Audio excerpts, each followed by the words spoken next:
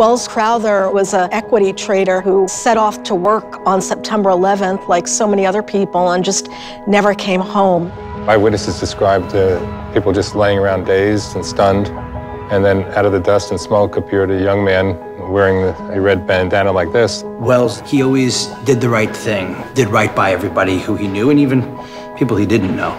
And I was so keenly aware of that when 9/11 happened, because I remember thinking, uh-oh, Welles is definitely doing the right thing in there. That was the beginning of the legend of the man in the red bandana.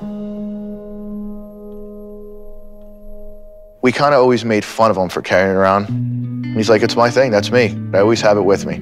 Welles was about 5 or 6. I handed him the red bandana and I said, I carry mine in my back pocket here. I have a blue one. And that started it. And he always had a red bandana in his back right pocket. I think it kept him close to my dad. And it was almost like he always had a piece of my dad with him. Welles and I spoke every day on the phone. We were best friends. Welles was raised around the firehouse and followed in his dad's footsteps by joining as a volunteer as soon as he was old enough. He had such a big heart filled with love, and I think that informed his every move.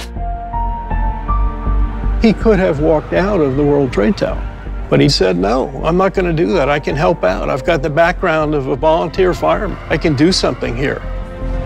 One of the survivors said, we didn't know what to do. Then Welles shows up out of nowhere. The man had his nose and mouth covered with the bandana as protection against the smoke and dust. He wanted to make sure he got as many people off the 78th floor sky lobby as possible. A number of the women who he saved were his witnesses. One of the victims was badly burned, 60% of her body.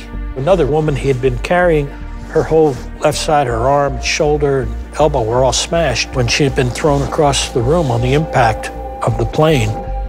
Crowther accompanied a woman with a broken arm and a man with a severed arm to the 61st floor. From there, he instructed them to continue down the stairs.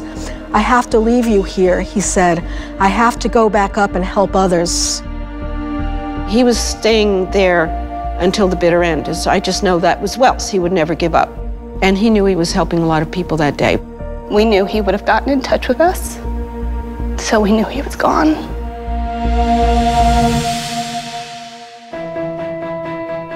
The Welles Crowther Charitable Trust was established in September of 2001 because so many generous people had started just sending us money. And the generosity was overwhelming. We make grants and gifts to other organizations working directly with young people. Welles was robbed of his youth. And what the trust wanted to do was to help younger people who could live the life that Welles did, in the sense of his caring, his hard work in sports, his hard work in school, and his volunteerism. So those are the kinds of things that we try and help. And this is a huge gift that he's left for us, to be able to do this kind of work in his memory. The fact that he stayed and had no other thought but to help as many people as he could, that's a hero. And that's how I want him always remembered, as an individual who cared so much for others. He'll always be my hero. He had such a big, beautiful heart.